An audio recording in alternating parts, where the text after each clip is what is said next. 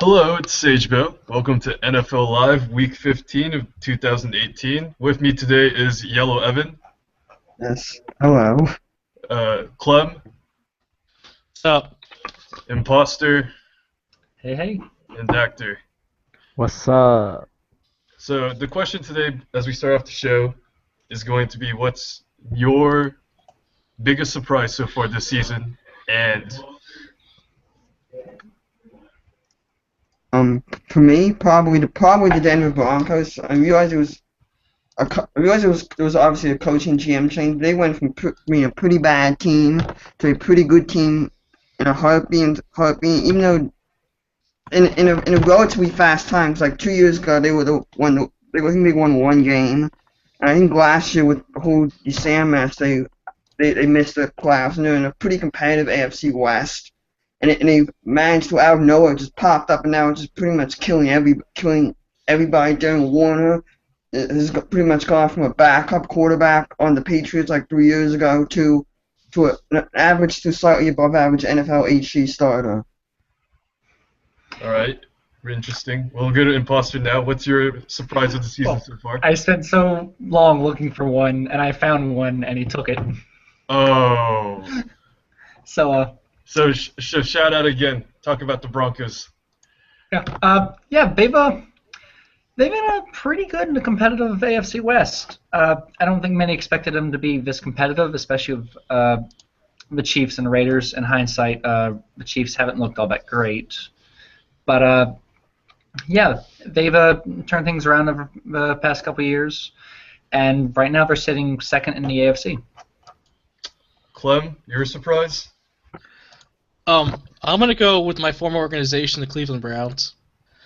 I knew coming in that they had some weaknesses, but being 2-11 right now, I never saw that happening.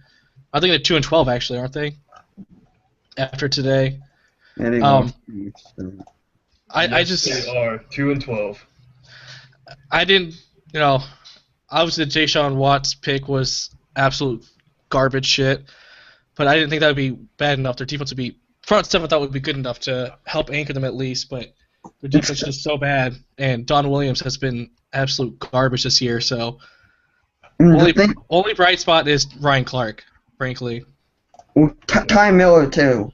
Ty Miller, I think this is one of the higher receiving yards in the league.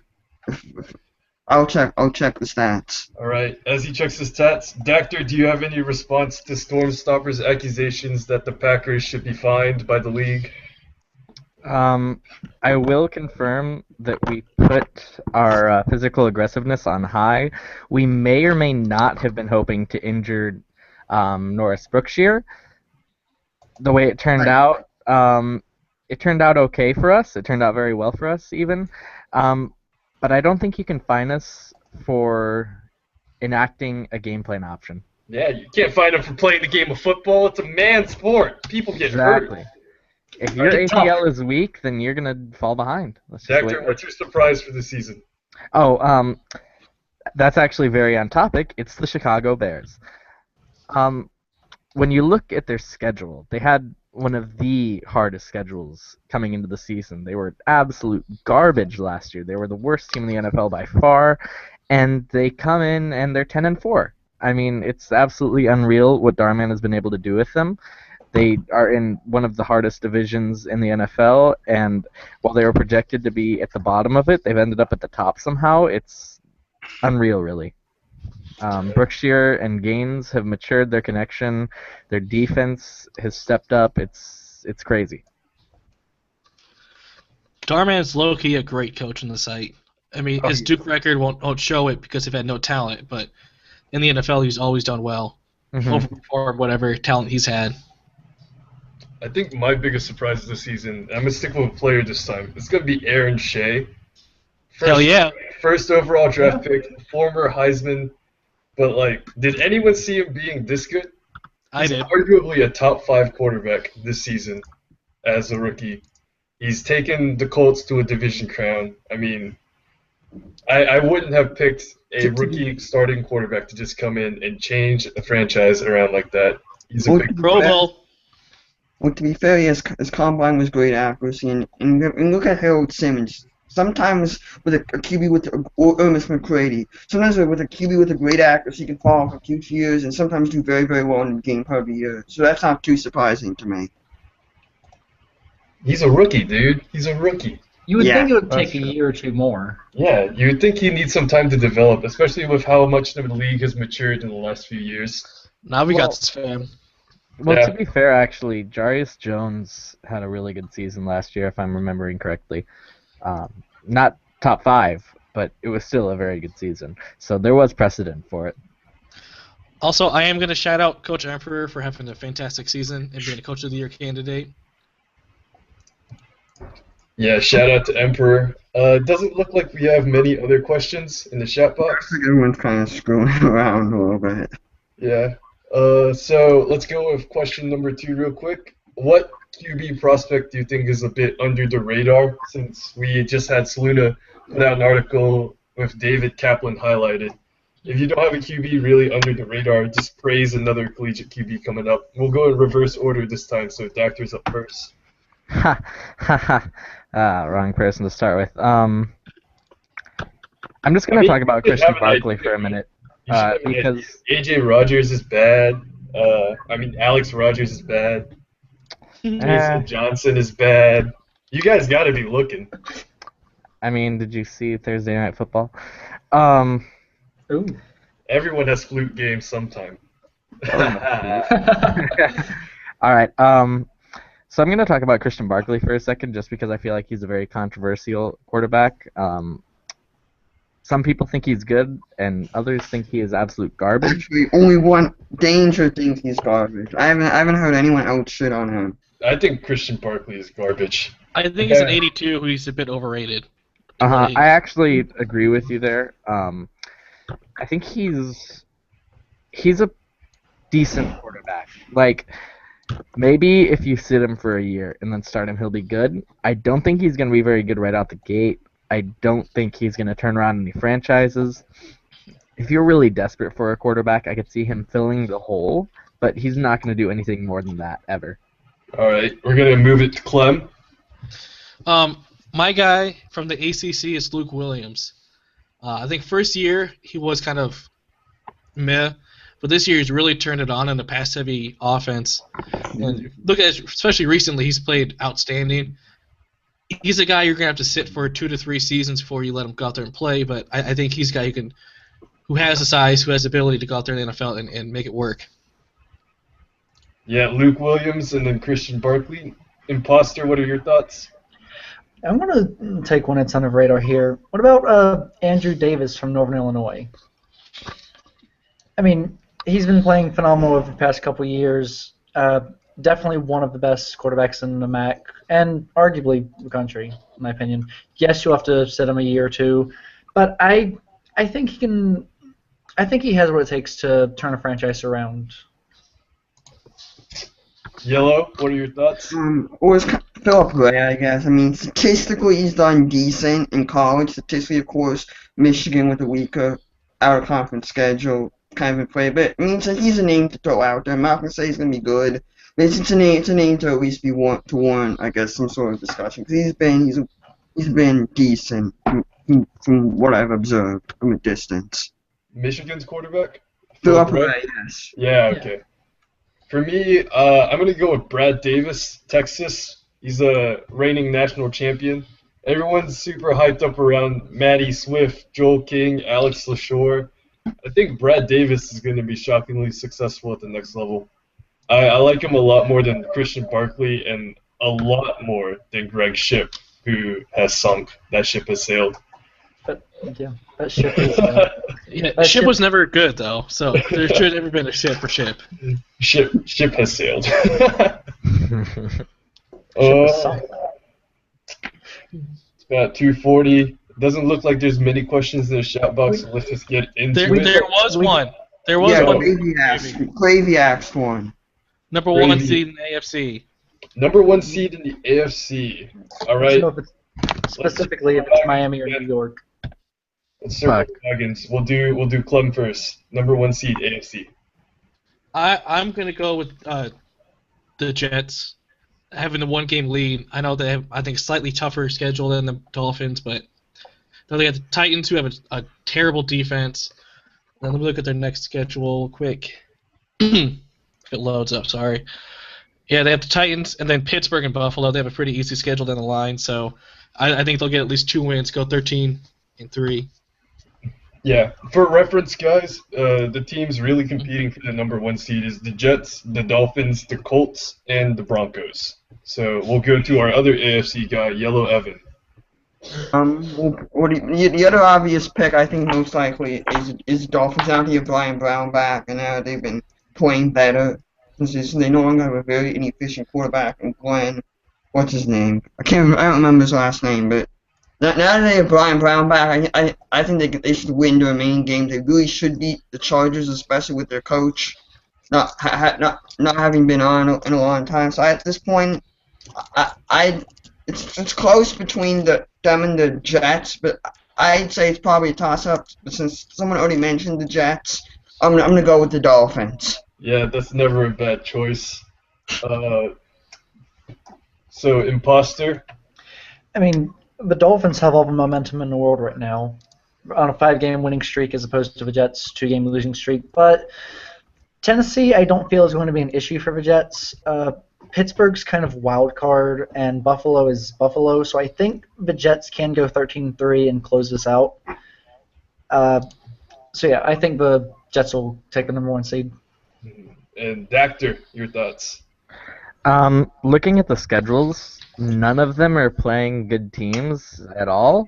I think the best team on anyone's schedule are the Chargers, actually, today for the Dolphins, which I think is a trap game, a major trap game, but we can get into that later.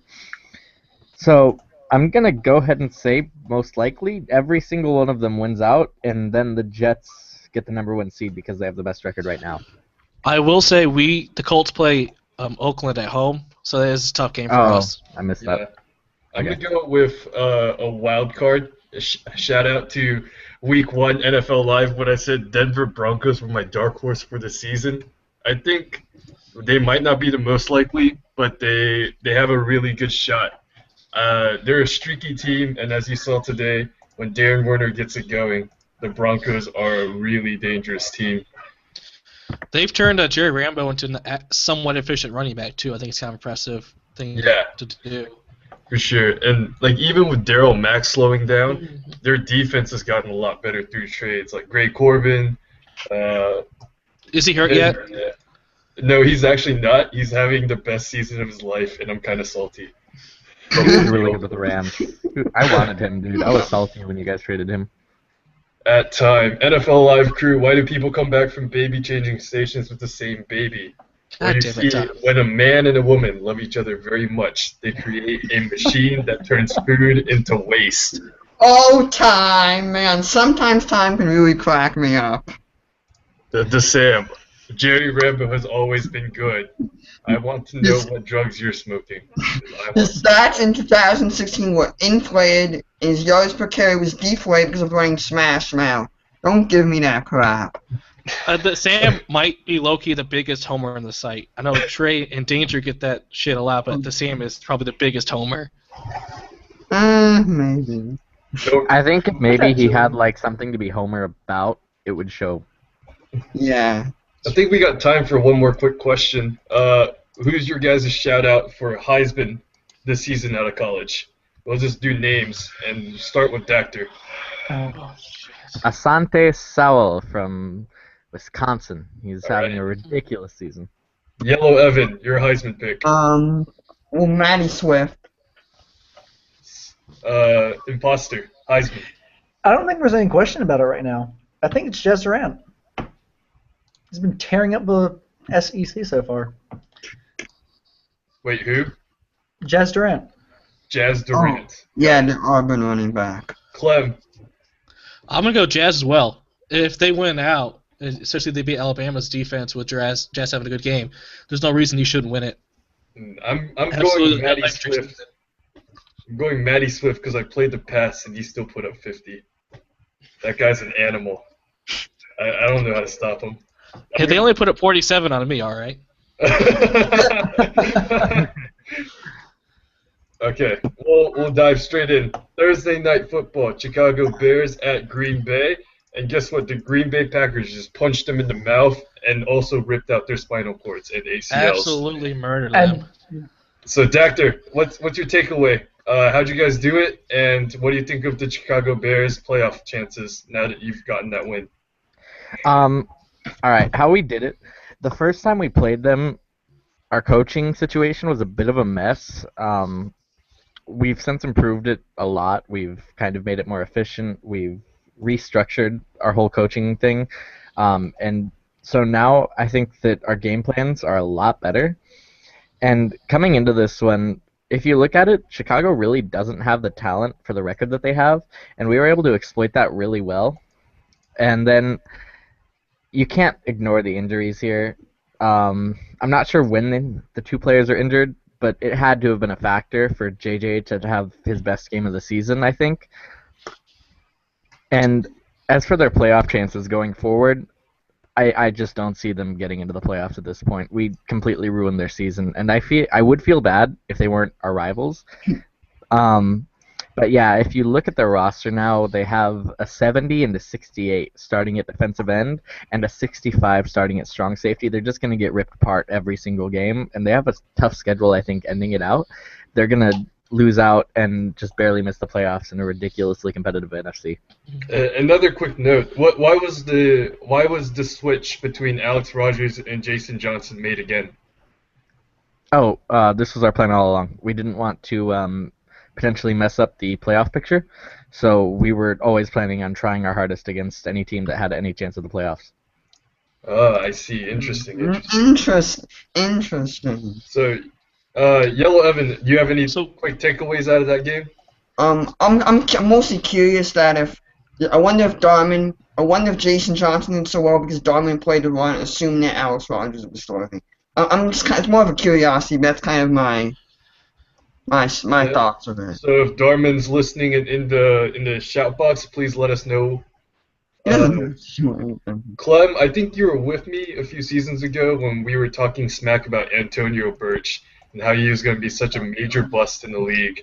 I don't remember having a conversation, though. It might not have been with me, but it was in Vent, and I think we were ragging on Sophos. Oh, well, that's because it's fun to rag on Sophos. So yeah, but I mean, he did have a pick six, though. So that's probably his most contribution he's ever had in the NFL. Yeah, pretty much. I remember writing an article, and Birch had like 8 tackles halfway through the season. Matt Cohen had like 6 picks already. What a pick. Imposter, any thoughts about this game? I mean, yeah, it looks like Darman played for run there, but then again, I've never been high on Novacek. But this is not very good. I think he played balanced. He said in the shout box that he didn't expect us to pass so much, but I don't see him ever playing the run against Novacek. Oh, Sure. good old Gil Supernova. And as for the rest of the Bears season, yeah, I don't think we're going to beat the Seahawks, but gotta hold on and hope that they beat the Lions, I suppose. Win against the Lions puts them in. Yeah, winning against the Lions puts them in. That gives them the tiebreaker in the divisional standings, and that would just be huge for them. Oh, easily. One big note is Quincy Turner. He's having the season of his life. He's the lifeblood of the Chicago Bears in this ridiculous Which is insane. Yeah. Q trade, 3 seasons in. Former bust, now playing somewhat up to what he should be playing at. Yeah. Meanwhile, the other big money guys on the Bears are just sort of sitting around. Norris hasn't really impressed me. He's been good, but he's never had that jaw-dropping stat line that Shea or others have had. David Gaines is an animal. Morris Millen is an animal. Former Rams are good. You guys should trade with the Rams. That's all I got to say about this game. I tried. I'm not in charge of any transactions here. Moving on to... real quick, I want to say something quick about the game. Green Bay had a ton of penalties. They had 11 penalties for 102 yards. I'm not sure if that was part of the game plan or if the refs were just calling it tight. Also, the Bears only went 2 for 13 on third down. That's going to kill any team, no matter who you are, what injuries you have on defense. If you can't convert on third down, you're not going to win games.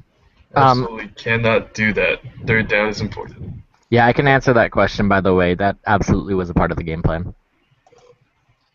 Yeah, I think just an increased physical, aggressive style of ball game really tends to create more opportunities. Just like aggressive defense, aggressive physical aggression, you'll see a lot of really inflated penalty numbers.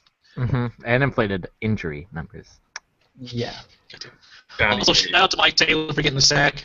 Former Cab rep the straw. All right. Heading over to the 1 p.m. games today. The Houston Texans traveled up to Foxborough to take on the New England Patriots. Why did this game go down as a loss for your boys, Yellow? Alright, well, we have no secondary. It's kind of been the case all season for the most part, with the exception of a few good games. We kind of happen to win 4 games. Aside from that, our secondary has been atrocious, and we've got our teams are just having a field day against us, especially a pass-heavy team like New England. Absolutely. Dactor, I know you've got some strong opinions about Lawyer Johnson. How do you think he did today and this season as a whole? Today, he did pretty good.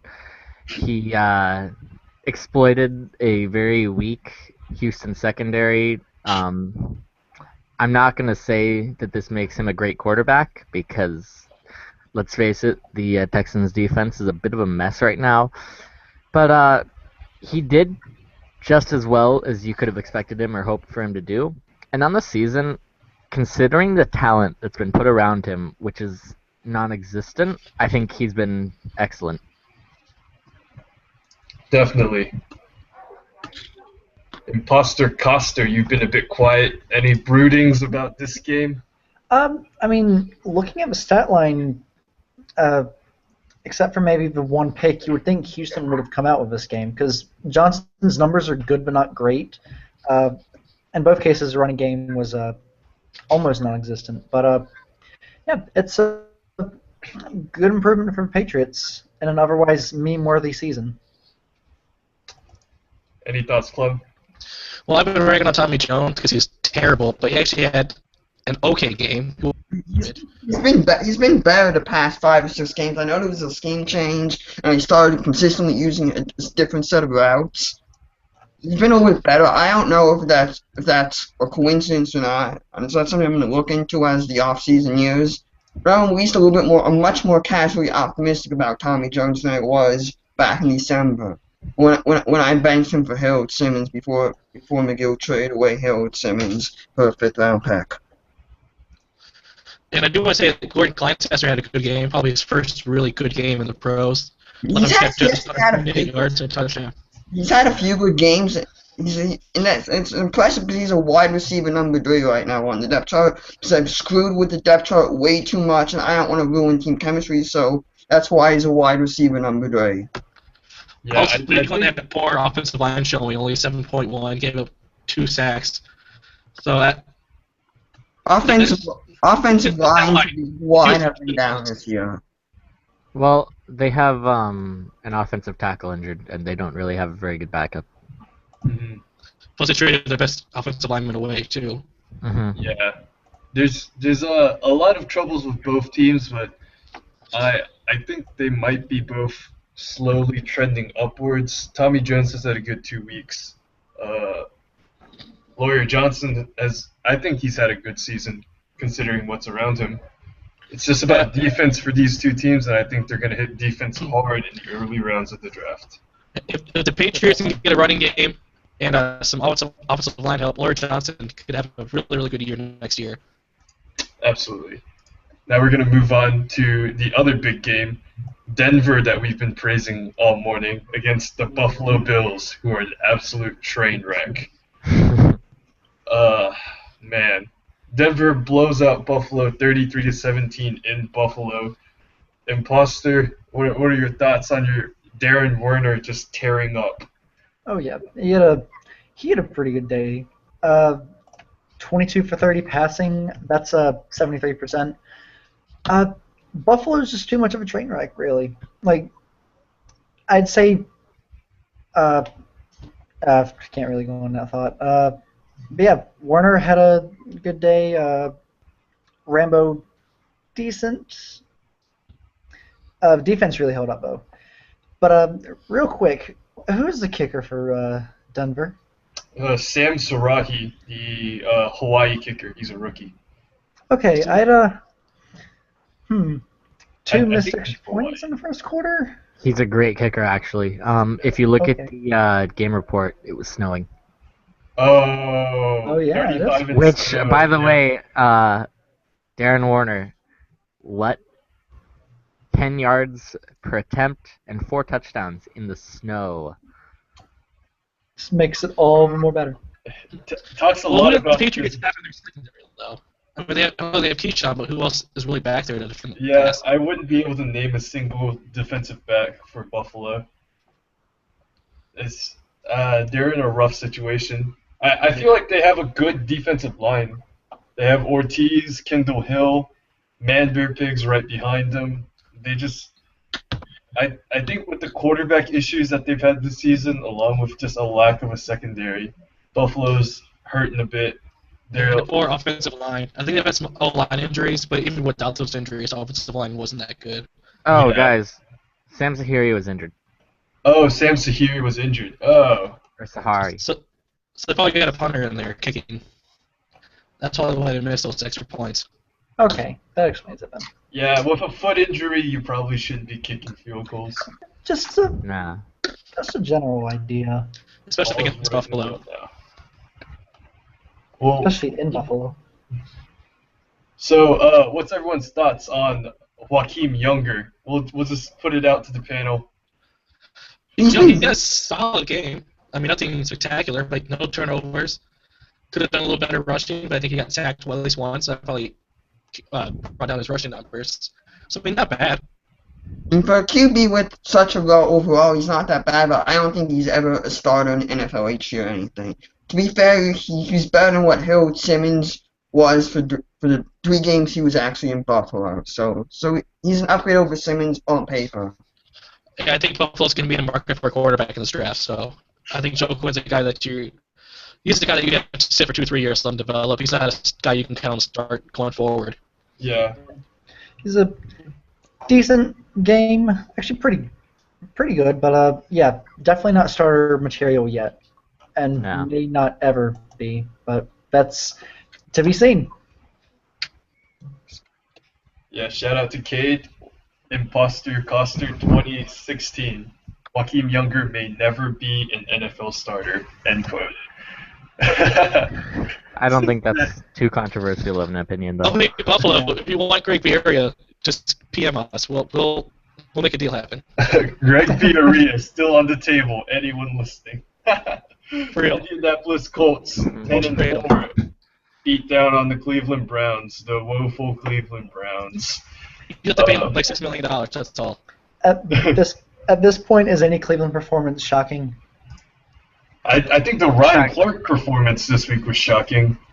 Ryan Clark has had 2 very poor weeks in a row. Well, I mean, carrying the team this far, no, it's not very far, kind of Yeah, does work on a player. Especially with Don Williams getting only 83 yards of 24 attempts. That's not going to help him Mhm. ever. Yeah. Is the problem for the Browns the offense or the defense? Both. Both? Both. I mean, offensive line is 6.9 rating. You can't get your running back to run the ball. You're relying solely on your quarterback to do it. Guy only started for really one season. So defensively, there's just no playmakers. I mean, even Kadeem has kind of quieted down after his good rookie season. There's no one on the defense, outside of the defensive line, you can really count on to make a difference. Yeah. Yellow Evan, your team is rivals with the Colts. What do you think of their chances in the playoffs with Mosey Bartos out for the season? I think it's fair just because of how good they. I think they're a chance they could make the AFC Championship. I wouldn't pick them as Super Bowl contenders. I think Shea turns the ball over a little bit more than I would like to. Of course, he's a rookie, so you gotta expect rookies turn the ball over almost always. And let me look at their stats. Well, Shea has had his fair share of interceptions this year, but he's really turned it down a lot the last few games. It's really the only. Shay's pick is the only thing is why I would say he's not a top 5 QB yet. He will be a top 5. He probably will be a top 5 QB at some point, but that is why Shay's not a top 5 QB yet. Yeah, very understandable. The secondary on paper is pretty good actually, and so is the run defense. So yeah, I think they could at least make it to the AFC Championship game just because of the way, because it's likely that the Jets, the Dolphins will face each other, and that will kind of cancel one of the two best AFC teams out. At least have one of the two best AFC teams have an early playoff exit due to that. Yeah, absolutely. Oh, announcement, Fox Sports has just said live games return for the playoffs and bowl season. Oh, nice. That's amazing. Hooray! Hooray! Vent parties! Very cool, very cool.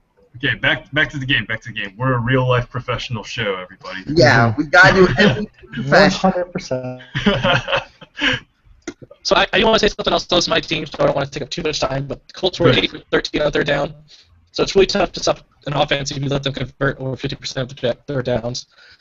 It keeps offense on the field, and it keeps your best players, which is Ryan Clark, who Cleveland, off the field. So, Shea went 20 for 25, so we did better than Darren Warner. 50 yards, 3 touchdowns, no interceptions. Peak somehow has 1,100 yards in the season. Don't know how. It's just a good year. It's just a good year. Okay, we'll keep ragging on the Browns real quick. Imposter, what do you think of Jayshon Watts? Is he gonna go down as the biggest bust ever? That's a good question. Does Cleveland hold on to him? Because if for reference for the people that may not know, Cleveland drafted Jayshon Watts this season after trading Paul Goodman and first-round pick in a pretty terrible NFL draft fiasco. Since then, Jayshon Watts has steadily moved down their depth chart all the way to nickelback. I don't think he'll go down as the biggest draft bust in history. I mean, there's still hope for him, I'd say. Maybe not in Cleveland, but somewhere else if the Browns are so willing to trade him. We also know who the biggest draft bust in history is, and it's fucking Alyssa Smith, and fuck that guy. I hate him so much. What about Jim Otto? Yeah, Jim Otto. Jim Otto. Jim Otto. That's true. Jim Otto was like an 8th overall pick. Go Colorado! And then he retired early because he was injured.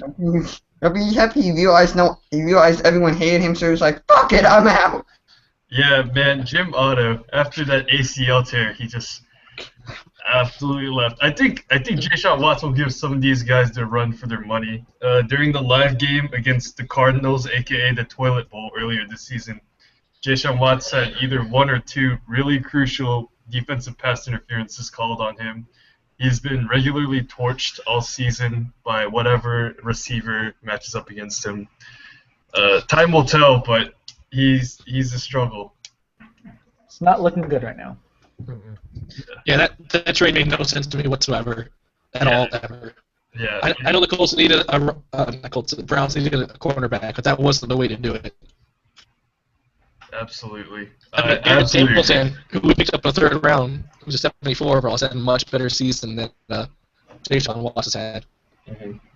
Now let's move to a just pretty big upset. Kansas City Chiefs thrashed the Cincinnati Bengals in Cincinnati. I believe this is Deshaun Jenkins' first home start or second home start, and he just got played off the field by this KC defense. Dactor, I don't think you got much in that last game. Dactor, what are your thoughts on KC whooping up on the Bengals, the Bunkles?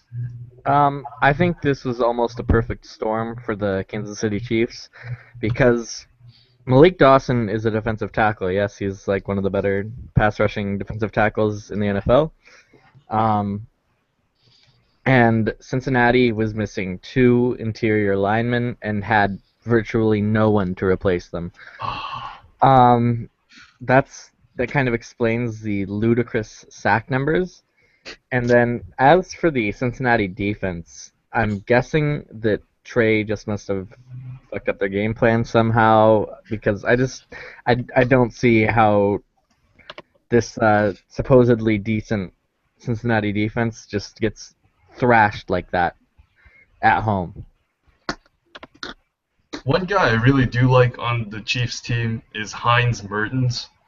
He's had his off games this season, but I feel ever since he's been put at the #1 receiver, his connection with Thomas Wheeler has gotten really good. Mertens really giving it to Cincinnati and their pretty highly touted cornerback, whose name eludes me. Oh, Jacoby Severns. I mean, Mertens just torched Severns all day. 2 touchdowns, over 100 yards. It was just an ugly game. Clem, what are your thoughts on Thomas Wheeler? Is he climbing up into the elite ranks of quarterbacks, or is he still too inconsistent? I was up on the second tier probably at the best, but I know Mimsy has said some words about maybe moving on from Thomas Wheeler, and I think as an organization like Kansas City, that would be a terrible, awful move. I think he could do some stability at the quarterback position that you really kind of need. And look at the Bengals quarterback. I really don't think Deshaun Jenkins is a guy worthy of being a starter right now. There's no reason for him to be starting over Blake Shell. Even though Blake Shell's bad, Deshaun Jenkins I think is a little bit worse. I don't get that move from the Bengals. Especially when you still haven't clinched the division yet. Can I say something real quick, actually, responding to that question about Thomas Wheeler? I'm going to go ahead and say Thomas Wheeler is the single most overrated player in the NFL today. He is bottom 5 Wow. in NFL passer rating. Bottom Yes. 5. Yes, I ranked him in my QB tiers article I did back in February. I ranked Thomas Wheeler as a tier 2 QB, but now after looking at some of his stats and now realizing he's been bottom 5 for last 10ish statistically, if I were to redo that ranking over again, I'd put Thomas Wheeler in tier 3. Wow. Some bold stuff. Most overrated player in NFL age 57% completion rate, guys. 57. Shoutbox. Never mind QB. Shoutbox, if you got more overrated players, feel free to shout them out to us. Now we're going to move on to our good old Ron Thomas. Imposter. He had a pretty bad game this week. What do you think of Ron Thomas and Deshaun Jenkins in the backfield together? Is that a backfield that has a future? No. Just no. Especially after today's very ugly performance. I think both of them got a case of a Butterfingers, by the looks of it. And that's kind of what contributed to Casey's route. But no, Thomas averaged 3.47 yards per carry today. It's not good. And then Jenkins, of course, getting sacked a bunch, but that's O-line issues. I don't think there's a foreseeable future for him, but with the memes that are the Bengals, anything's possible.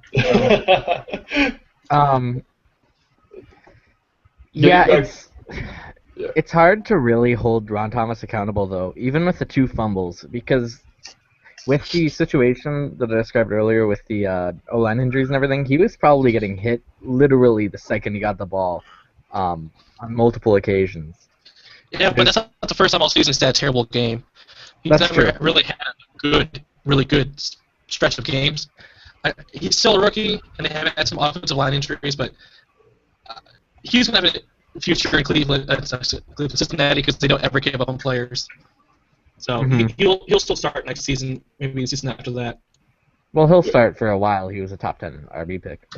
Yeah. And the universe has chimed in. Overrated players include Ron Thomas and Todd Lester. Lies. And the entire Seahawks roster. And I don't know if Todd Lester is overrated because no one really talks high about Todd Lester. Yeah, nobody talks high about them. Yeah. Thomas Wheeler is talked about highly all the time. That happens when you add social media to the show. So. But I think, if anything, I think Todd Lester's a little bit underrated. He's gotten a lot better from 2016 to 2018. I'll tell you that much. Yeah, he's improved a lot. He's still got a way to go though. Yep, we're gonna move on to another battle between bottom dwellers. It's the Baltimore Ravens at Jacksonville. It's another division rival for you guys, Clem and Yellow. Why has Jacksonville tanked so hard this season? I don't think many I don't think many people saw Jacksonville doing well this season, but in contention for the first overall pick. Just what are your thoughts on that? We'll start with Clem. Well, they don't have a consistent running game, so it's all in Alan Taylor's hands. They have a poor offensive line. They don't have really good receivers for him to throw to. Their defense, I can't name a single person on their defense that's on their stat sheet right now. There's nothing on the team that says they're a good team. They're just an average, they're actually below average team.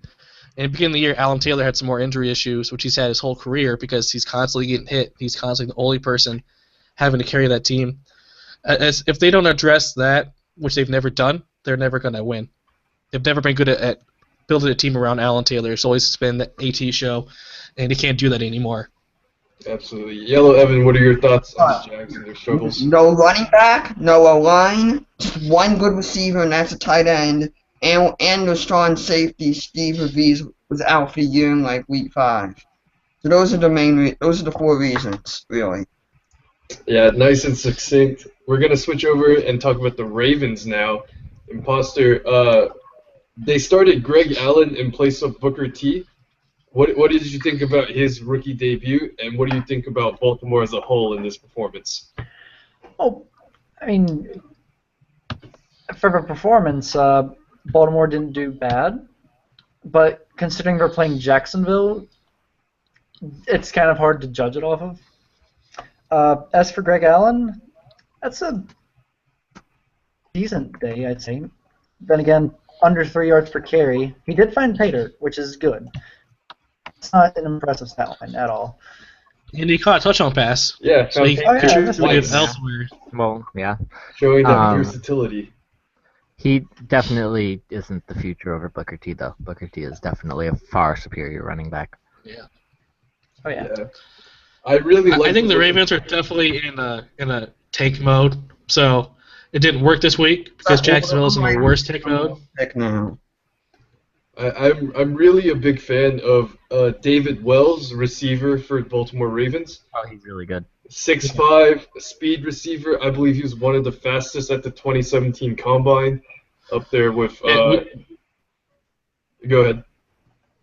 I'm sorry. When I was with the Browns, that's the guy we really wanted bad, but Ravens got him right before we were about to pick him. He was high on our charts. Yep. For that draft. For good reason. Also, Tyrone Jones, 2 sacks, 8 tackles.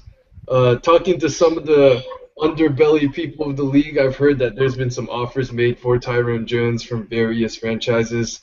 If he moves, what do you guys think of the Ravens? What do you think it'll take for another team to capture a player like Tyrone Jones? Anyone? Actually, I think I can answer this better than just about anyone. I have a quote from the Sam. It will take 10 first-rounders for us to give up Tyrone Jones. Oh, and end quote, it looks like Tyrone Jones is staying a Raven. Mm-hmm. I remember when Rome was shopping him for a little while. I think the whole league messaged him at one point, but he never ended up pulling the trigger on that. I know we offered a first-round pick and Enoch Dickinson, and then a second-round pick for him, and he didn't go for it. But that's like division incest. It just True, but I mean, rubs people the wrong way. true. Yep. Tyrone Jones, 2 sacks, 8 tackles. T-Rex is back. Mm-hmm. Next game, Atlanta Falcons against the New York Giants. New York trumps them up 21-7, and apparently President-elect Donald Trump was in attendance, cheering on the Giants instead of the Jets. Any thoughts on Trump or the game? Yeah. This game really just showcases maybe the biggest problem with Atlanta this season and why they're so bad, which is their atrocious run defense. I think a lot of people want to just look at A.J. Jefferson, but he really isn't the main problem with them at all. It's he's definitely really their front seven. He's alright. I mean, he's not great, but he's alright. Well, he's really improved from last season. Yeah, his Yeah. improvement has been very Started to drastic. improve like late 2017 is when AJ Jefferson started to really improve. 'Cause he had a really crappy start and kind of turned around a little bit late season. Now he's been okay this season, but not great. I think he still has one of the highest picks in the league. Let me see.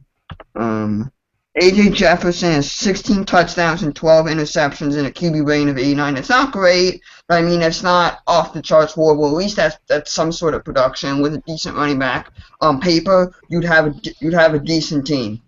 It's better than Thomas Wheeler. Ooh. Wheeler is I don't know if at this point I would take AJJ over Thomas. No, but statistically, he's definitely been better. just Yeah. He's not had to carry the load. I think Achille Wallace has been a bit of a disappointment this year. He was really good in their first campaign, but maybe the carries over the last 3 years has really beat him down. Well, their offensive line hasn't been great either. That doesn't help him.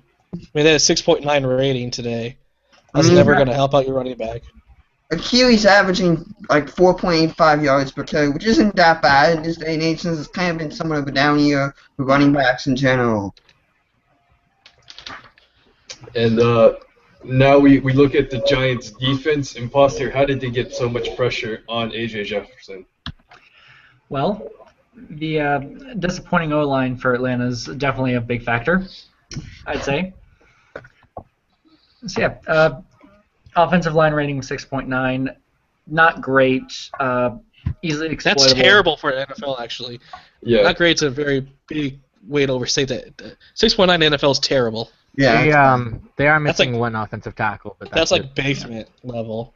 Yeah, 6.9 is worse than what Jacksonville gets most games. Yeah, like bad offensive line, easily exploitable. Giants did just that today. Yeah. I think with this Giants win, they're still in contention for this Giants win and the results of the next game we're talking about. NFC East is still up for grabs. So Yeah. Fair Do you for want to give wild- R.J. Sanford a quick shout out? He started off good, and he's kind of had a poor stretch in the middle, but he started bringing it up a little bit. I mean, 20 for 35 isn't great, but no interceptions, and he helped the team win. I think it's good. Good sign for him. Good side. Good side. Also, E.J. Steve for Atlanta, 7th round pick, coming up huge for him this year. I think he's got a really good future. I think that was a great pick for them to make in the 7th round. Arkansas Razorbacks EJ Speed. Love that guy. He was playing against his old quarterback, RJ Stanford. Must have had Yeah. a nice little meeting there. Ooh. Yeah. Interesting. And the final one, a divisional clash between the Dallas Cowboys and the Philadelphia Eagles. And the Eagles really showed up, especially on defense, causing 2 interceptions against Kamal Davis. Dactor, what do you think of the playoff implications of the Eagles beating the Cowboys? Well, it's definitely gonna throw some things for a loop. One sec. Have to pull up the standings. I don't think it'll make a big difference because Dallas has an easy schedule to finish off the season. That they have a good chance of winning out. Actually, they're playing against Atlanta, and the Giants could beat them, but it is at Dallas, so I'm gonna give them the edge there. So I don't think it has huge playoff implications, but it keeps the divisional race interesting at least. Week 17 should be awesome.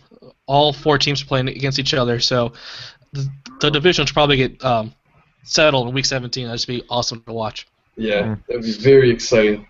Everyone's within a game of each other right now, so it's definitely going to come down to the wire.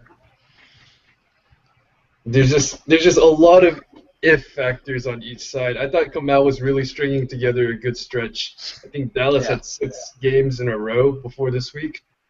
Man, just one bad game in a vicious environment. Philadelphia is scary even for non-football players traveling down the street. It's going to be a wild one finishing up the NFC East.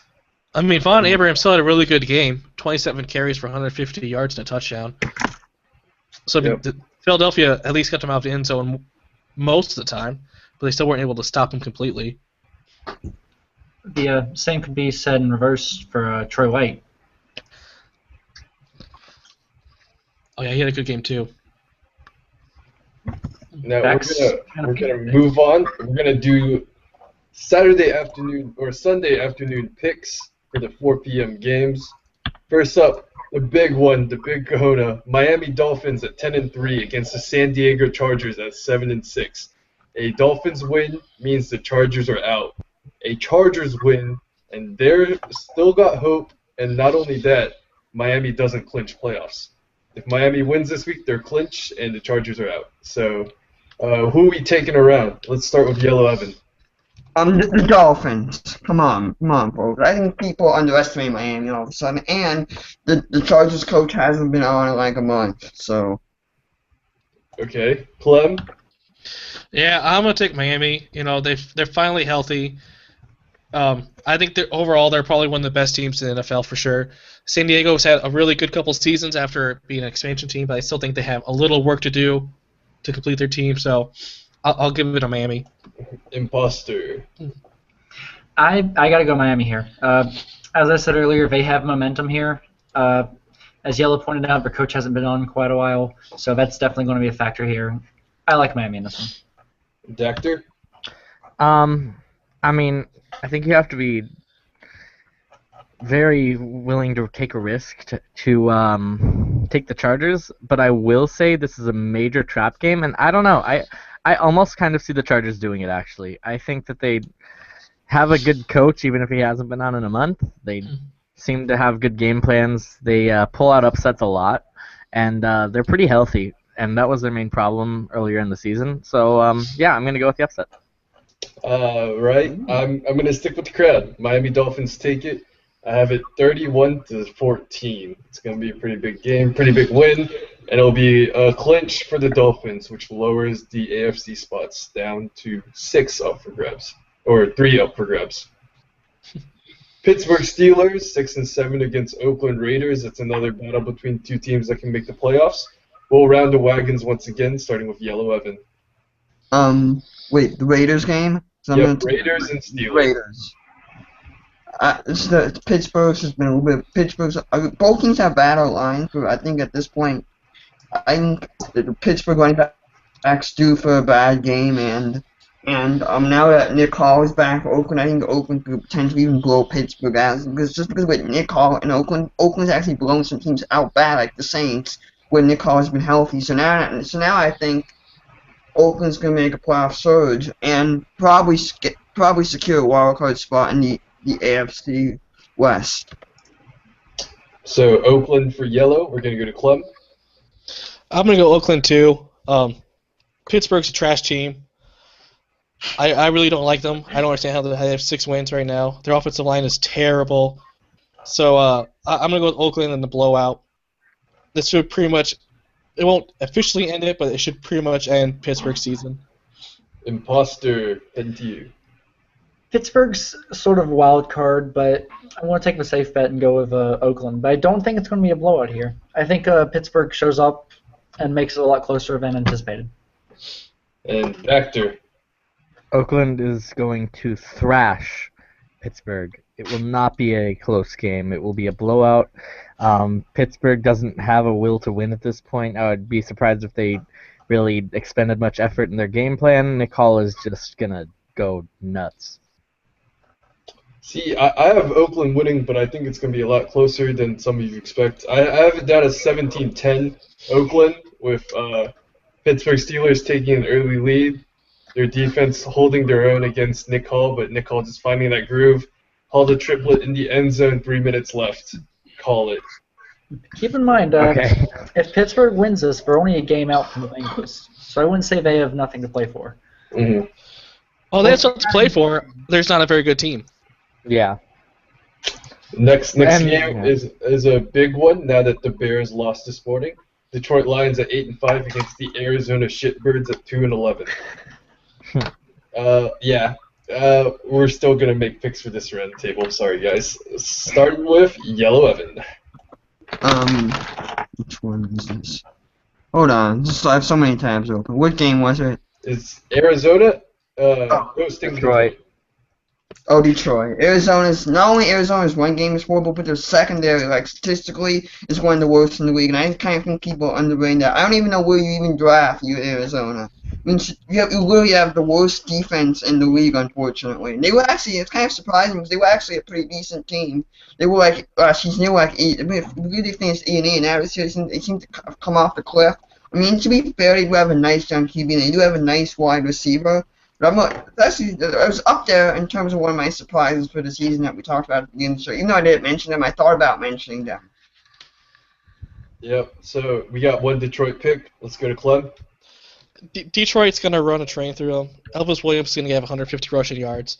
It's Arizona's probably the worst defense in the league. So they have no hope unless all of Detroit's starters get injured. That's their only hope. Impasta. I'm so tempted to pick Arizona, but Detroit's just gonna run right through them. That defense that's cringeworthy. And Dactor. I think it's only a little bit closer than most people think, just because I'm not totally sold on the Detroit Lions defense at this point against Jarius Jones. But yeah, it would be stupid to pick anybody but Detroit here.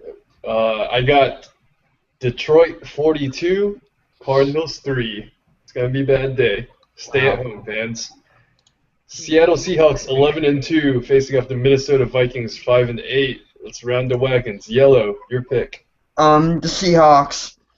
Just because the Vikings have been pretty down this year, especially with Chester Henson being hurt. And the Seahawks have picked up where they left off last season from their Super Bowl run when they lost to the Dolphins.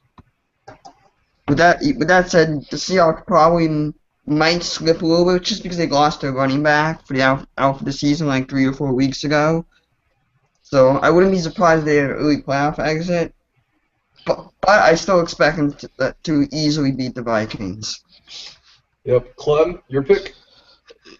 Yeah, I'm going to go with the Seahawks, even though Alexander Williams has a slight foot injury, which should slow him down a little bit.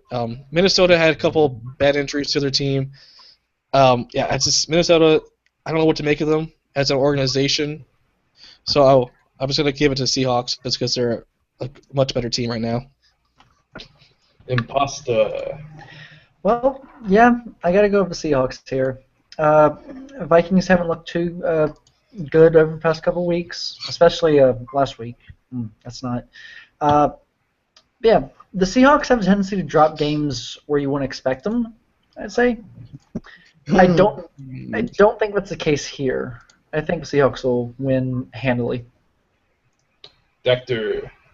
Seahawks are gonna beat them up. The Vikings have no secondary, and Xander Williams is a pretty good quarterback. It's gonna be ugly. Yep. Going with Seahawks 30-13. It won't be as big as the Detroit game because I rate Minnesota a little better. But that loss of Chester Henson, it's been a disastrous season for the Vikings. They're really going to need to sit down this offseason. I foresee some front office changes for them. Really? We have one person in the front office. Yeah, isn't it just all right now? Yep. They need some help. He needs some help. He Because he goes long periods of time without doing anything. All on in ages anyway. There needs to be changes over there. What all needs is cornerbacks. They have no cornerbacks. There's no way they were going to be good this year.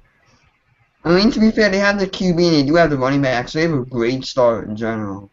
They have one of the better, slightly underrated QB, and they have, well, at least historically was an elite running back, or he may be on a little bit of a decline. They still at least have a very good QB that can actually give you production to fall back on. We're going to go ahead and move on. Next and last game of the 4 p.m. slate. New Orleans Saints, Tampa Bay Bucks. Yellow. The Tampa Bay Bucks. New Orleans, for whatever reason, has had a very bad season. I mean, even Son Jenkins and what's the other wide receiver's name? And, of course, their quarterback, whose name I cannot pronounce. Greg Newman, Devereaux. Aaron Devereaux. Devereaux. He's been trashed this year. His career seems to have really regressed. There's obviously been some front office changes.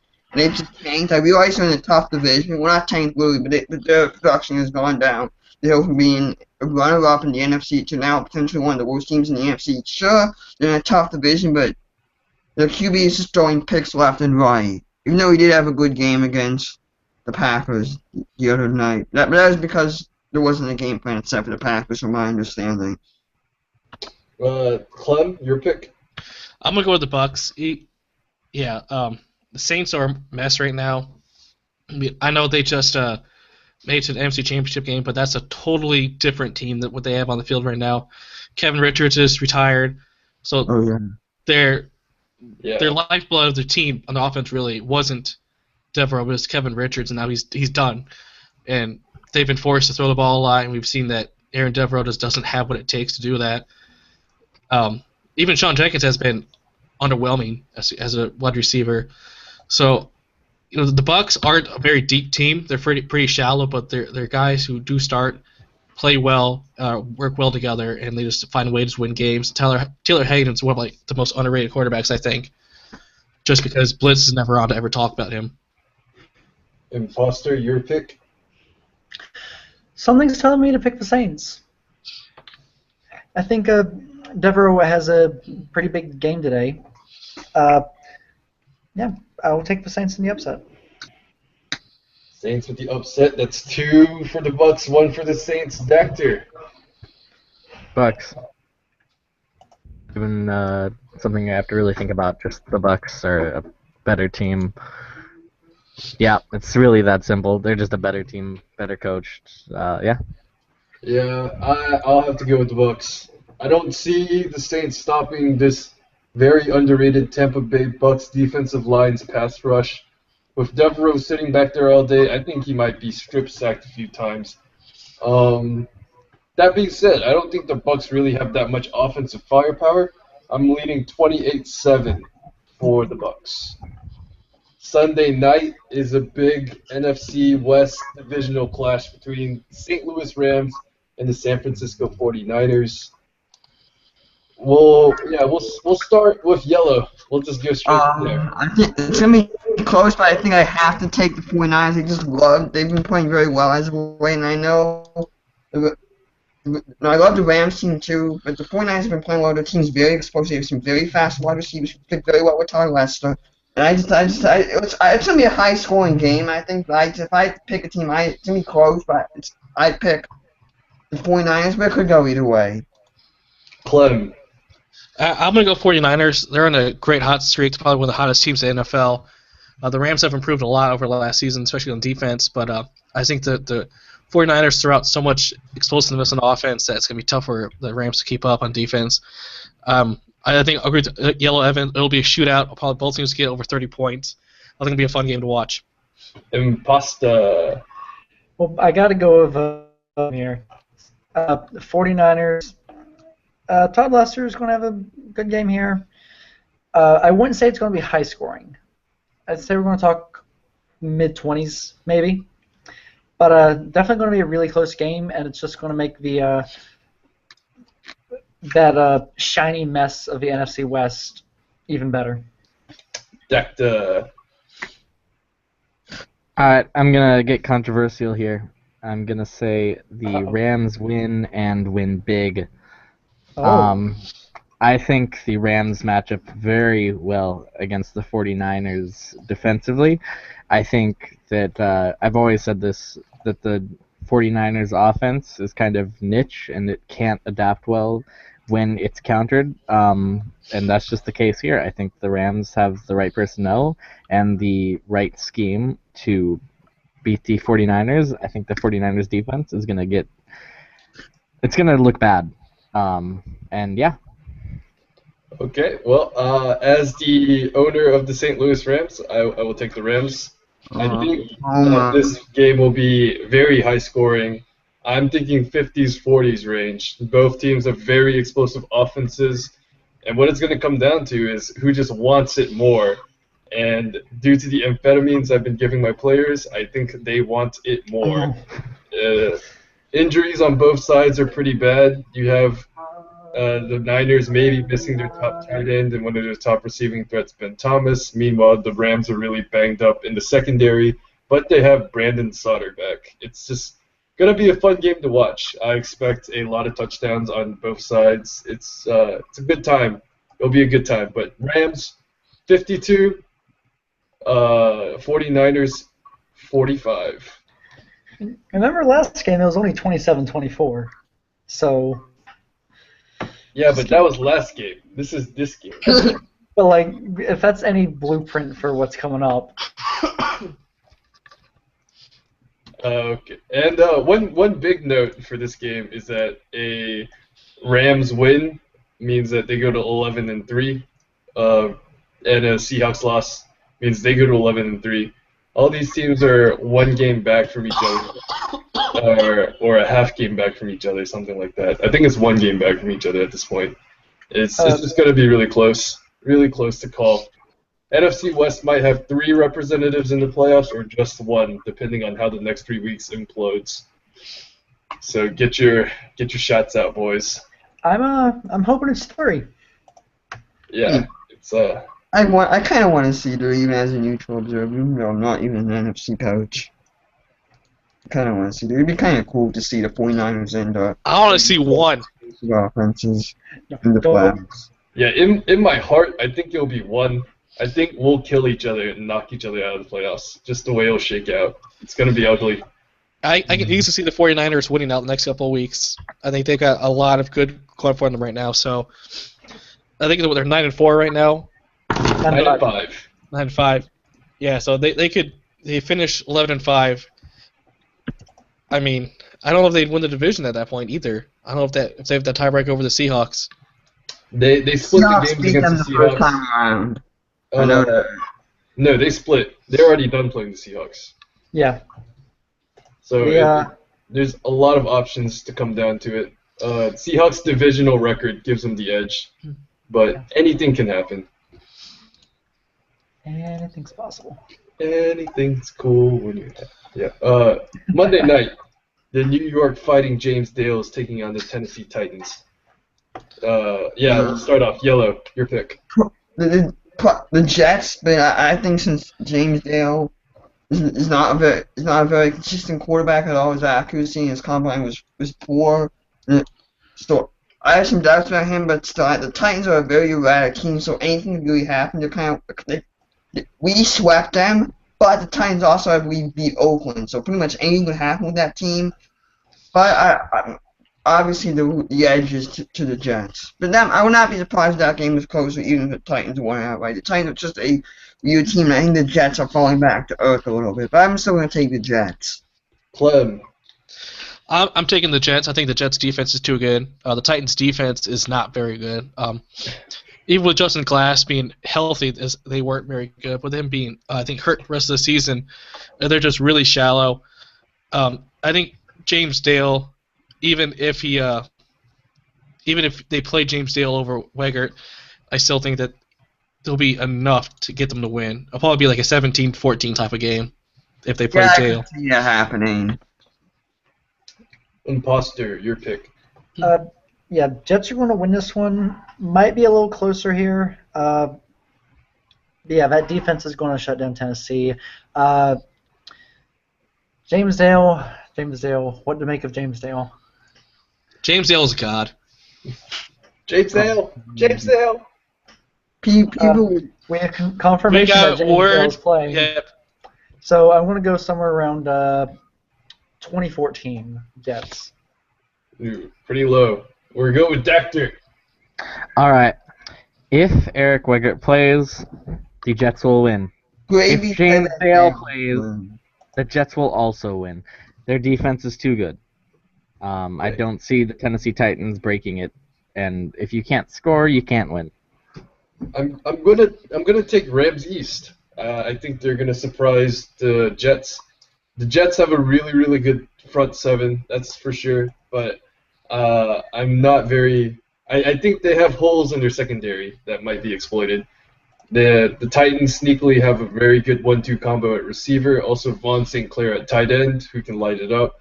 I'm gonna go 21-14 Titans. I don't think James Dale has enough offense. So that's all of our picks, and we now throw it to the shout box. Any questions you want the panel to talk about? Any questions, any comments, any jokes, anything? ESPN put in a new article about the 2009 NFL draft for running backs. Did they? And it looks like ESPN has Asante Sowell as the top running back this draft. That's no surprise. That doesn't surprise me one bit. Not even a little bit. Egloff is interesting though. Yeah, he's kind of been Oh, yeah. the Oklahoma's really only good point on a offense this year. You know, Chris Bell was supposed to have a better season, but I think their coach the Todd, moving around a little bit, kind of messed with the game plan too much. Yeah. Emmanuel Fields, I think, is a classic example of garbage stats against garbage teams. I have him here as a fourth rounder. I think is a bit of an overdraft. He should be in the fifth, sixth round probably. And Calvin Jones is another guy I really like. He's kind of held the Yellow Jackets offense intact this season because Jamie Avery's garbage tier quarterback. So I really like him coming out of college too. It's only a 4 out of 4. Kind of intrigued that Ricardo Reed and Will Fuller aren't in that top 5. Well, Will Fuller hasn't had a great season. I mean, Yeah. Mississippi State's kind of had compared to what they're used to, has had a down season. Ricardo Reed, though, that is kind of surprising. I can see him Ricardo being a first rounder given his season at UConn. I'd say He'd beat the bottom half, the last 10 picks or so of the first round, but I could see him go in there. second rounder at best. Yeah, I'm anticipating a second round pick for Ricardo Reed. Maybe third. I'm high on Ricardo Reed. Don't get me wrong. I've been impressed by him so far. I've had the He's been a pleasure- beat. He's tailed through the AAC, so I mean, I think he'll be a good player. But running backs are a complete crapshoot in the NFL, so. Yeah, I mean, agree. Booker T running was backs. undrafted, and he's turned to one of the best running backs for a couple of seasons there. So you can never know what you're going to get with running backs. Well, Q Train was an 80 plus when he was drafted. Bobby He was an Given was an 83. 80 plus. Yeah, Bobby Given was up there as like an 81 or something, and Yeah, both those guys. Well, Bobby only played one season in college, so there wasn't a lot to look Mhm. back on with him. Yeah, I think there's just a lot of busts at running back that happens. So that's why we've seen running backs kind of fall later in the draft last couple of seasons because no one trusts them really. Mhm. On the other hand, though, I think Sowell's the best prospect we've seen in a while. I think definitely since Akili Wallace. I didn't really rate Ron Thomas that highly. I was gonna say that's pretty much what we were saying about Ron Thomas last year. So I don't know. I don't know if I buy the. I think he's really good, personally, but I don't know if he's gonna go that high. Yeah, I don't see running back going top 15 this year.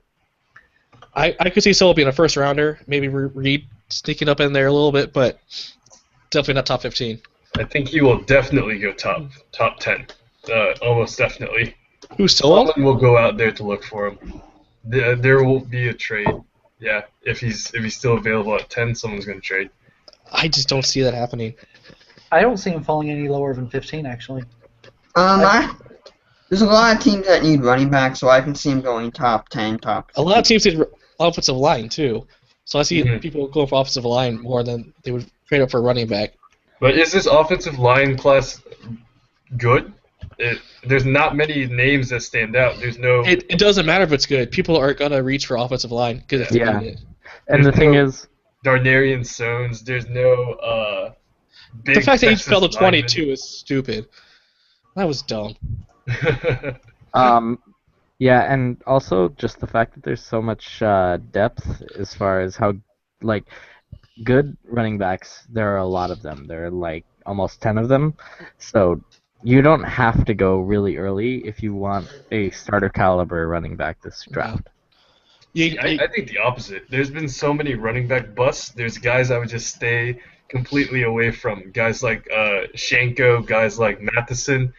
Like those guys. Matheson's bad. Those guys are just guys I'd be scared of. If I could have someone who I think is a surefire guy like Sowell or like Chris Bell, even I still rate Chris Bell really highly. I think. Now, what if Marcus Williams comes out this year? He's a junior, but if he comes out, do you think he goes in the first round?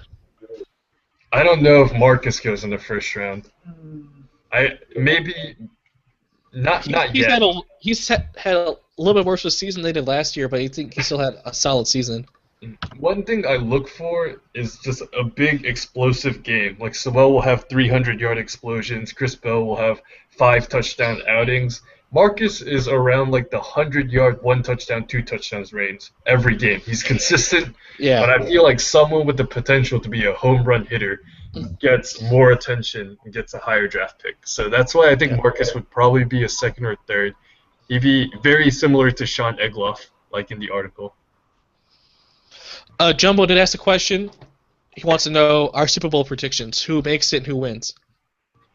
Okay, we'll circle the wagons. Yellow Evan, you're first. Wait, what was the question? Who wins? Super Bowl matchup and who wins the Super Bowl? The Super Bowl, if I had to pick a team, I think it's either going to be either the Seahawks or the Dolphins. I would not be surprised, even though I did say earlier that, or the Jets. One of those three teams I think are going to win the Super Bowl. If you would name a few dark horses, I could name Oakland being a dark horse. I could see, I would say the Panthers, but they lost that cornerback for the season, so. But they did trade for Ball Hawkins. Well, Ball Hawkins Ball Hawkins gets a lot of interceptions, he gives up huge amounts of yardage. He's done that. He did that in New England. He's really a mediocre QB, not QB, CB. Yep. I think Dector has left the building, we'll just keep going on. Clem, who are your 2 picks? This is tough. I would like to say the Colts, but I just think we're a year or two away from making it. Yeah. So I say a healthy Jets team wins the AFC. And that's really dependent on both OJ, Carano, and Wegert being healthy and playing up to the level all season. And I think the Seahawks are the best team in the NFC, so I think if they're healthy, they'll make it. Even with DeAndre Jackson as their backup, I still think they still have a solid chance if Sanders gets hurt. And in that matchup, I like the Seahawks. Okay, we'll go imposter. Yeah, I agree. If the Jets are healthy, they'll make it. If not, then I could easily see the Dolphins making it. On the NFC side, it's a lot more interesting. Because as much as I want to say the Seahawks, I think, assuming the Rams do make the playoffs, that they have a pretty good shot as well. And same could be said for the Niners. I'm going to go with Dolphins and Seahawks. Might as well go with the popular opinion right now. I think Seahawks win it all this year. I am going to go with Finns on the AFC side taking on the Carolina Panthers on the NFC side. Ooh. I just like salivating at a Skaggs-Brown Super Bowl. That would be fun. That would be everything. That would be everything on the line. As much as I don't particularly like either team. I mean, nothing to their front offices and stuff, but the Panthers, they're like a cocky, brash team with a gunslinging quarterback in Skaggs, a quick, lightning-fast guy, Mike Latta. Meanwhile, the Dolphins, they have cerebral Brian Brown. There's just a lot of things that could happen in that matchup. I think it would be a close game, and just down with it, either side would win. My gut right now says Carolina. I just think the NFC is way tougher than the AFC. Even with a healthy quarterback, I don't think they've ever matched up against a quarterback with the caliber of Skaggs. The Dolphins' defense won't look as strong as they have in the past. It'll just, yeah, that's my call. A bit different, a bit fun. We have a question from Rabbit Snowman. Who won the NCAA basketball championship and why will it be Villanova? It's gonna be UNC. Yeah, It's because you said that, Storm, it's going to be UNC. It's gonna be UNC. I can't say said North that, Carolina. Villanova's going to shoot 35%. After shooting like 70% the entire tournament, UNC is going to win. Storm's going to be so happy since he loves UNC. No, Storm is a Duke fan. I'm being sarcastic. Okay. Just making I sure. tell I was being sarcastic. Just making sure. It's not going to be close. Nova's going to win. It's not going to be close at all. I still side UNC. I think they got it. I think the Tar Heels have it this year. question around any other questions? Let's see. From FSU, Oh. why don't you like us, Sage-Bo? Because I just don't like the thought of having an evil empire like the Finns winning trifectas. That I'd rather the Rams be the evil empire. So we'll get to that if it happens. Comeback player of the year from Jumbo. Let's start with Yellow Evan. Any players you think has made a big comeback? Oh shit. That's a Oh, really good question. yeah. You guys can look it up. I have one in mind already. It's got to be Q Train. That makes sense. Yeah, Quincy Turner. My God, he went from literally the worst running back, the worst starting running back.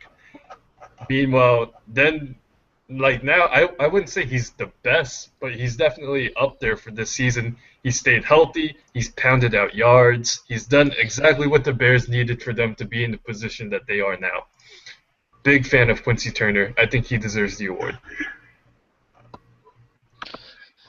I don't know if I can pick out one individual player.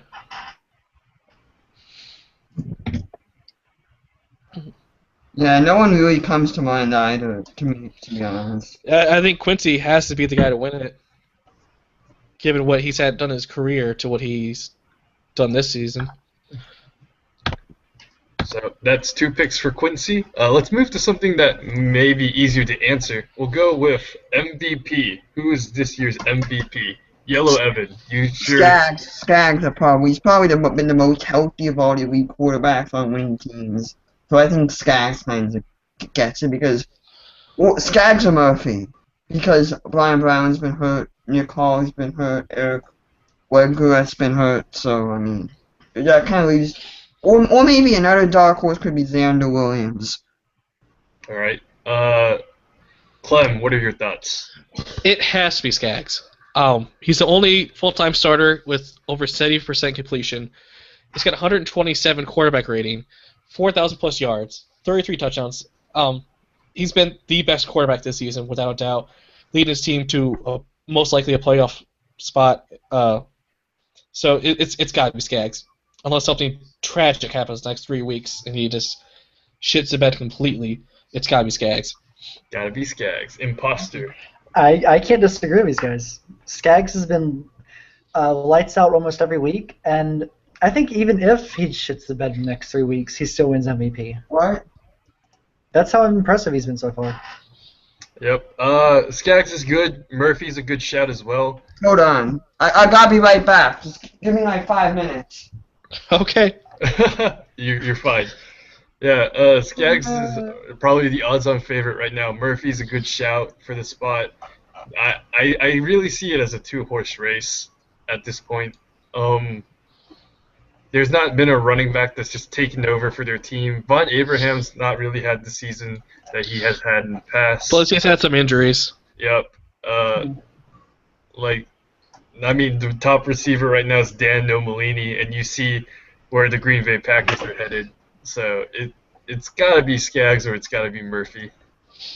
The homer in me says Murphy, but the analytical, well-presented professional host in me says Skaggs gets it this year. He just got better stats.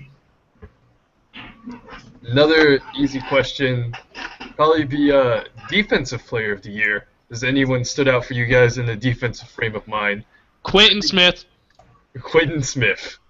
He slowed down, but he still leads the league in sacks. He's been him and Sean Britton have been probably 2 of the top 15 defensive players in the season. And I was gotta say that Quentin Smith's probably made the biggest impact. All right, Imposter, what's your shout out for? Let's see, I don't think I can go against Quentin Smith, to be honest. Quentin Smith. Yeah. 36 tackles, 1 interception, 14 sacks, fumble recovery.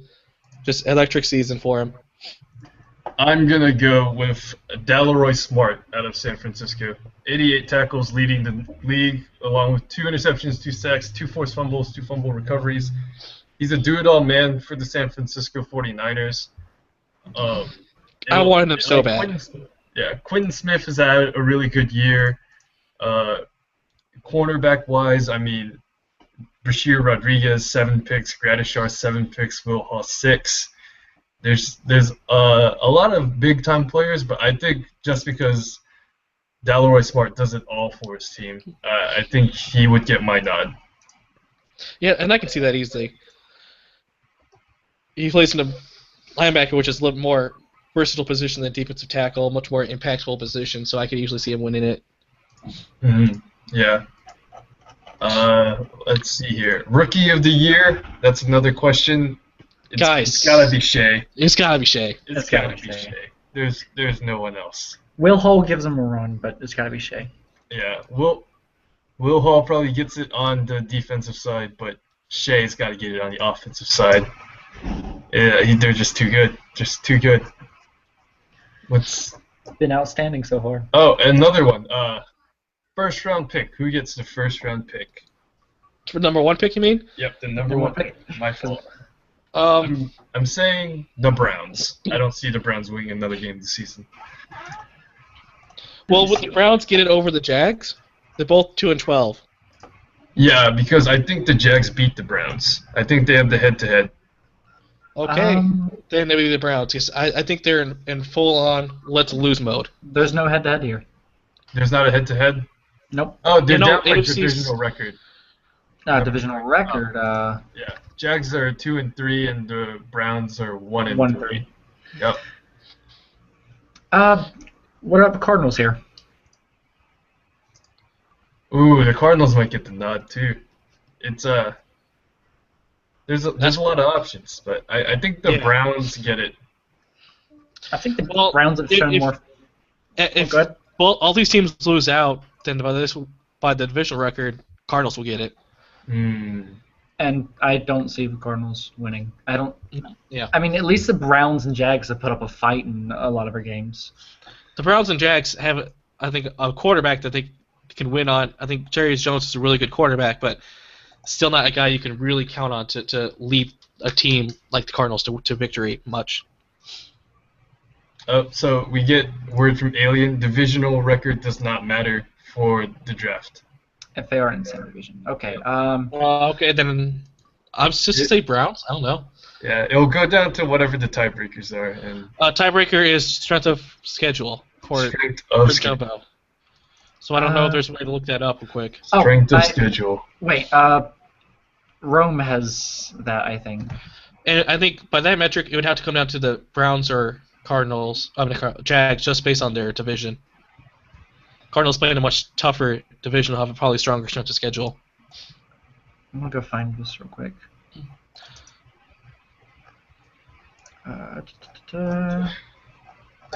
There's like a ton of messages in here, so it's somewhere. But if the Browns get the number 1 pick, I could easily see them trading that. Okay, so what I'm seeing is the strength of schedule wise. I don't know if the low number is better than the high number. I guess the low number is better. Yeah, you want I think the worst strength of schedule. Mm. Maybe Jumbo can confirm. The lowest strength of schedule I see is the Baltimore Ravens, and then Cleveland, Arizona. Yeah, Baltimore has the worst strength of schedule according to Rome's metrics. Is that SOS plus or just straight SOS? I think it's straight SOS, not removes game involving teams. Yep. I spent all that time looking, and then I forgot that he posts them. So, yay me. Rome's saying it's SOS plus. Oh, okay.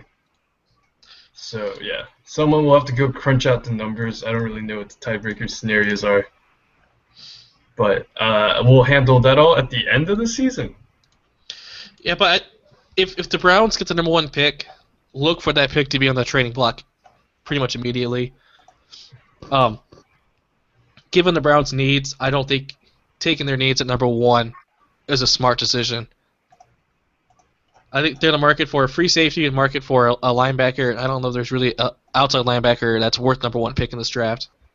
No, absolutely not.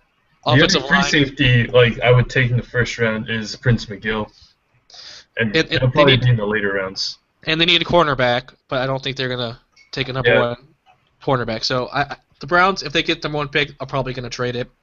Yeah. Someone will reach or dig deep in their pockets for Swift or LaShore. They're just too good. And those Yeah. guys are franchise changers. But I think the Browns have a really good quarterback in Ryan Clark if they build around him. So for me, it would make sense, given what they need, to take a quarterback number one when they run Clark, especially when they just gave him an extension. So guys, the games are up. Let's go take a 30-second look Alright. through all of them, and then we'll do our recaps. All right, let's. Woohoo! And Jumbo, Whoa. best second round pick is Kelly Mitchell. Whoa! Oh man, all of these Okay, games. I was wrong there.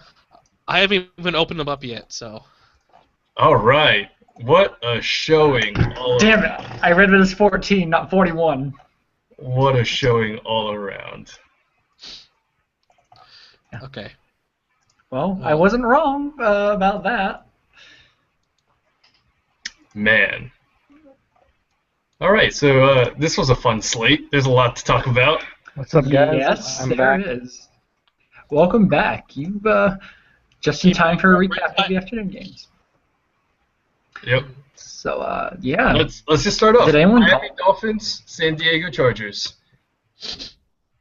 Chargers pulled the upset. Did anyone actually? Miami Called is it. not Anyone- clinched yet, along with the Oakland victory that we'll talk about soon. Miami has yet to clinch. Chargers are still in the hunt. This was a huge game all around.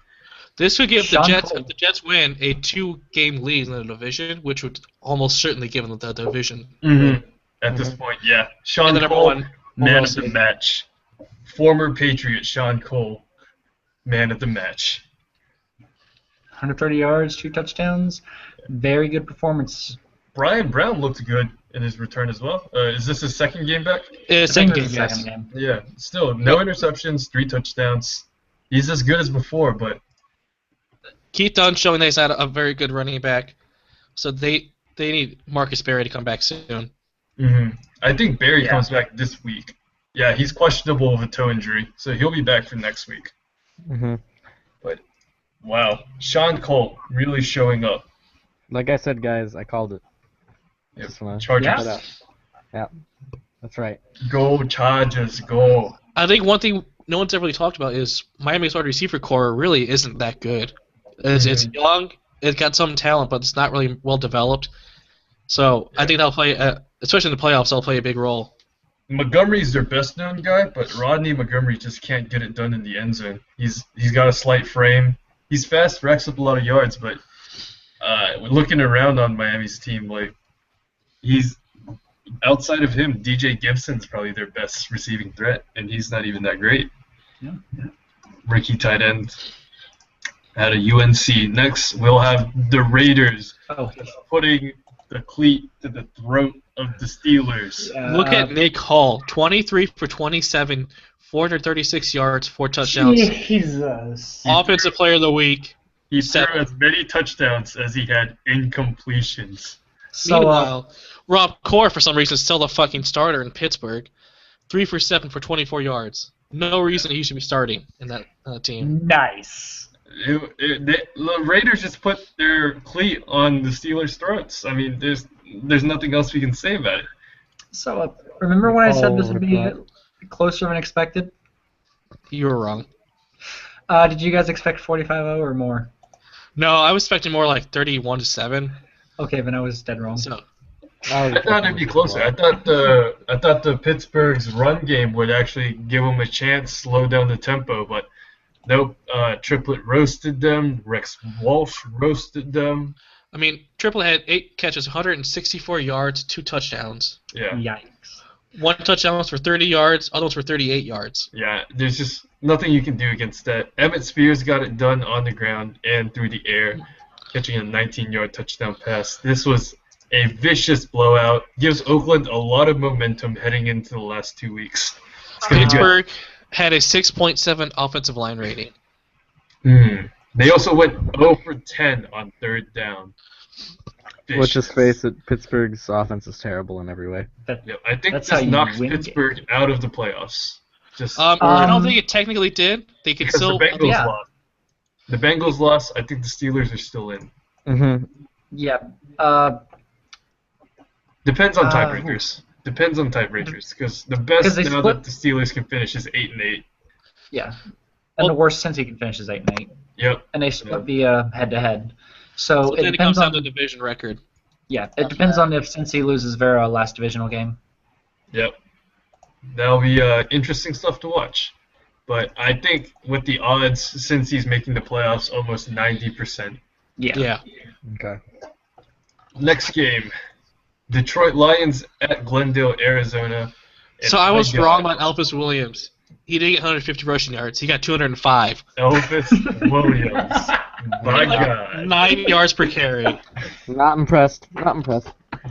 Rob LeCount, 20 of 27 for 222. Touchdown, no picks.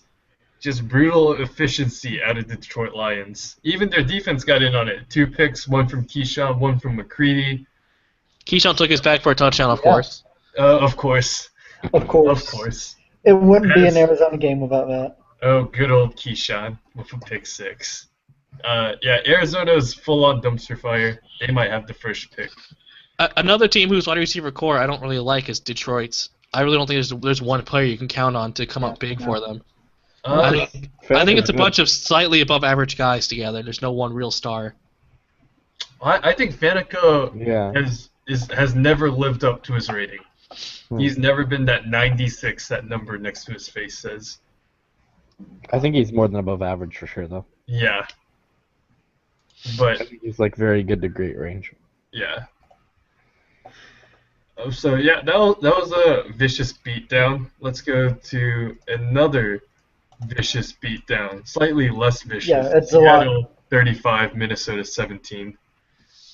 Xander Williams just efficient. Michael Duckworth finding the end zone twice. Tommy Patios out of Georgia Tech. Alright, I'm back. Hey, Yellow. Okay. Come back. There's just nothing that the Sorry, I had to go. Seahawks really did wrong in this game. Oh, Seahawks lost a player Yeah. for the season though. Except Yeah. losing Kyrie's Brown. Was he a starter? I don't know who He that was guy a is. starter. He's had a few stats for them, but he's not a major piece. It's not like Malcolm Douglas Scott or Matt Cohen. I think they still truck through. Or Corey Quinn. Yeah, Corey Quinn. Yeah. One pick, 2 tackles, Corey Quinn. On Minnesota's side, sure, they had a long touchdown from Sonny Beckett. That's what you pay him to do. But there wasn't much good out of the rest of their No. show. I mean, Rashid Kent actually had an improved game compared to what he's had the rest of the season. So there's that. And over 4 yards per carry. Yeah. True. So that's a slight improvement. 3 for 19 on third down. I'm kind of disappointed in Vardell's performance. Yeah. Again, another wide receiver core that I don't really like that much. Yeah. Minnesota. They're bad. I think Vardell and Devereaux are very similar, just with how their careers are going right now. They're pretty. They got some hype for their rating and their efficiency, but now that they've had to carry the load, they're just showing that they can't. Wait, what? I completely disagree with that, actually. That's something I don't see that at all. I think Vardell is a great quarterback. I think he's elite. He just had one But poor Vardell's kind of overshadowed by Chester Henson a bit. No, I disagree. I don't think Vardell's elite. You don't I think really so? don't. I don't I see- think he's um, top 7 quarterback. I'll put him yeah. top 7. Yeah, I would take top 7. But I consider just top think 7 elite. He's not I a guy I remember when I did my QB tiers article a while back, I almost put him in tier 1. I don't think Vardell's a guy that you can rely on throwing 40 times a game. No, but you don't need every quarterback. yes, to that's do what that I- kind of job, That's what I'm saying. Like Devereaux has shown this season he can't throw 40 times a game. Well, because- Devereaux's throwing it 70 times a game. That's a bit different. Well, Because and- Evan Richards is hurt. Same with difference- Vardell. Chester Henson's out of the picture. Vardell's had to pick up the slack. He's showing he can't. Well, he's had a good season. Hold Let on, me let me see. pull up the stats. Let me pull up. Not quite. He's had a decent season. I'm fairly certain. Decent, maybe. Good, I wouldn't necessarily go that far. 20. He has over a 100 QB rating. Before today, he had 20 touchdowns and 3 picks. That's actually He had a pretty good. 63% completion rating. That's actually really good. He had an elite- Yeah, like, the stats are good, but at the same time, like He's not winning. Minnesota's bad. 5-9. They have no secondary. They've Yeah, never but- had a secondary. That's always been the problem. They also don't put up points. You don't see Minnesota just racking up points against other teams. You need Granted- both. You need offense and defense. They just don't have it. Minnesota needs a lot of work. They, Yeah. They have a mid-tier All needs some help offense. there. They have a mid-tier offense in points. They actually have a slightly above average offense points per game wise, and that's missing arguably their best player. I disagree completely. Yeah, they're not. They're kind of they're averaging 22 points, 23 points a game, which is pretty decent overall. I believe their issues are secondary. And you have to consider that they have no wide receivers except Honey Beckett. He was not even that good. Yeah. Yeah. He's never lived up to that crazy combine. But he's only had 2 seasons. Well, I don't think many people expected him to be that good. I think coming in, he was considered kind of a tier 2 wide receiver in that draft, and all fell in love with his combine and took him way above where he should have been. He should have been a first-round pick. Next game, New Orleans 28, Tampa 41. Tampa really showing some offense. James Otero 20 carries, 150 yards, 3 touchdowns. Frank Williams, Rudy Sincero showing that the New Orleans offensive line just couldn't handle this defensive line. On the other side, Spec Davidson, touchdown machine. Oh, no one's talking monster. about Spec Davidson like 3 seasons, and all of a sudden he blows up. Fantasy monster. It's like Ben Thomas this season. I think in real life he had 1 game where he had 3 touchdowns. Fantasy blew up. To be fair, I said Devereaux would have a good performance. Yeah, That looks like compared a to good the rest of the performance to me. season, that's a good performance for him. Yeah. With how inept their running game is, with like either Paul Gibbs or Drew Pierce or whatever other schmuck they can put in at running back. They might be better at putting an injured Kevin Richards out there, Yeah. even At though he least- retired. It was just there's not much they can do about their running game at this I point. mean, Devy had a really good game. I mean, Mhm. 24 completions looks bad, but it's 64.7% completion, almost 400 yards, 4 touchdowns, no turnovers. He gave his team a chance for once. Yeah. He also did it on 3rd down. 9 and 15 on 3rd down. That's a lot better than anyone would expect. His defense let him down, but it's to be expected. James Otero is probably the best running back in the league right now. Yeah, I agree. And I just mentioned earlier that Sean Jenkins having a disappointing season. He had 8 catches, 110 yards, a touchdown, so he showed up today. Yep. He's no Spec Davidson, though. 167 and 3. Man, you can tell Nevy's really looking for that dump off tight end. Yeah. Obviously, with the routes with that New Orleans set, but But both teams had poor offensive line play. Surprised that there weren't more turnover or any turnovers at all. well, they would. Well, there was also 2 sacks on the New Orleans side and 3 sacks on the Tampa Bay side. So. Yeah. So they at least got to the quarterback, but weren't able to cause a turnover with how bad the offensive lines played. The lines have been down league wide this year. I mean, if you had the average on the Wikia stats page. Yep. So I don't think I can go till 5. I really need to just get back and do some stuff. But it's been a fun hour and a half with you guys. It's been fun having NFL Live back. Just shout out to everyone listening. It's a fun show. It's a fun game. Thanks Saluda as always for simming games. Thanks Alien for being a commission. Thanks to my 4 co-hosts. I'll see you guys next time. All right, I'll see ya. See ya. All right. Bye.